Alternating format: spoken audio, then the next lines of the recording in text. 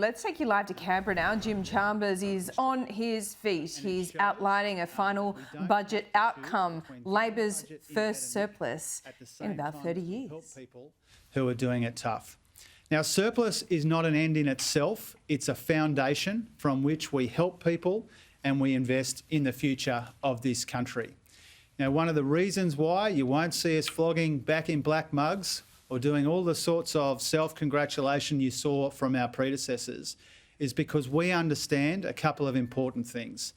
The surplus isn't an end in itself, it's a foundation. And also the pressures on the budget into the future are intensifying rather than easing, and so we know we've got more work to do.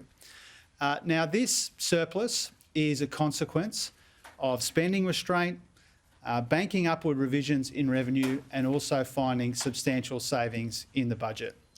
Now, this is not the first time that a government has received a substantial improvement in revenue, but what is different this time is instead of spending most of that, which our predecessors did, we have banked almost all of it, and that has made the difference.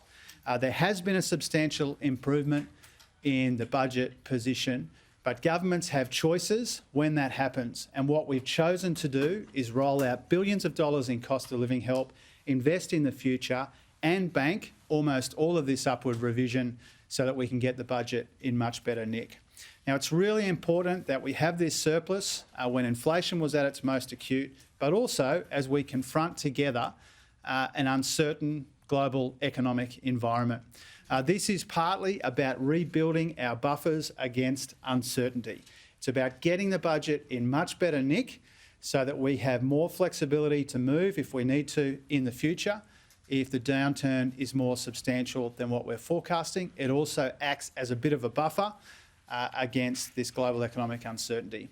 Now, because of our responsible economic management, because of this surplus, we are saving the Australian taxpayer billions of dollars in interest on the $1 trillion of debt that we inherited from our Liberal predecessors, and that's really important as well.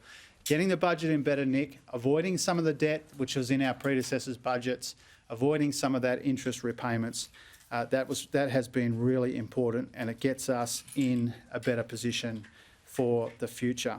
The final point I'll make is this before I hand over to Katie, and then we're happy to take your questions.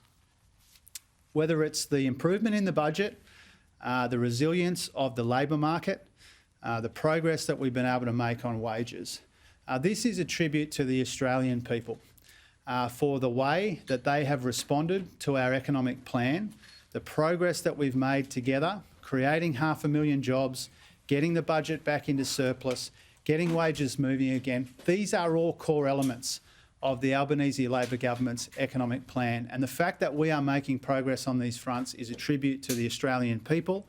And as we confront together another period of substantial global economic uncertainty, they put us in much better stead, much better nick to confront the uncertainties ahead.